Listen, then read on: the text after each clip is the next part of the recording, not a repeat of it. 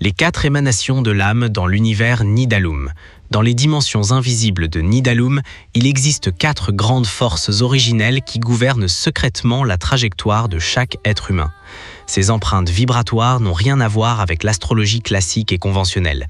Elles sont bien plus anciennes, nées dès les premiers balbutiements de la création de l'univers. Plus profondes, plus absolues, elles agissent directement sur la structure de ton caractère, le tracé de ta destinée et l'intensité de ton énergie. Ces 4 fréquences sacrées se nomment Ora'a, Tarum, Nakar et Aerum. Ora'a, l'eau primordiale, la mémoire, le flux et les murmures ancestraux. Tarum, la terre sacrée, l'ancrage, l'architecture et la fondation de la matière. Nakar, le feu cosmique, la forge des destins, la passion et la fureur créatrice. Aerum, l'air céleste, le souffle invisible, la vibration et les langues oubliées. La question n'est pas de savoir qui tu prétends être, mais de découvrir quelle force te compose. Écoute avec attention, car cette science sacrée est jalousement gardée par les anciens. Le rituel du calcul sacré, la voie des Nidalis. Chez les Nidalis, la géométrie du nom révèle la géométrie de l'âme.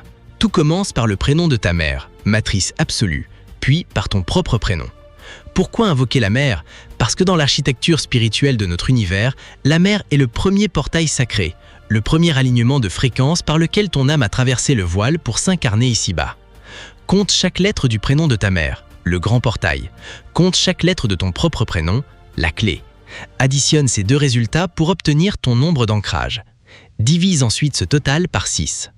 Le grand mystère du chiffre 6. Pourquoi le chiffre 6? Parce que le 6 est le nombre géométrique du passage, la clé de voûte qui relie le visible à l'invisible dans l'univers. C'est le chiffre du pouvoir caché et de la transition énergétique. Ce n'est pas un hasard si sa triple répétition, le 666, est redouté et qualifié de diabolique. Il s'agit en réalité de l'expression d'un pouvoir ultime et absolu, une résonance capable de briser ou de sceller des destins. Les sentences des destinées. Interprétation. Une fois ton équation résolue, regarde quel pilier de Nidalum réclame ton existence. Fréquence de 3 à 6, l'émanation d'Ora'a, l'eau. Les enfants d'Ora'a possèdent une âme fluide et intuitive. Très réceptifs aux dimensions invisibles, ils naviguent dans le monde des rêves et des émotions comme dans un océan familier. Ils ressentent ce que les autres cachent, mais doivent veiller à ne pas se laisser submerger par les marées du monde. Fréquence de 6 à 8, l'ancrage de Taerum, la terre.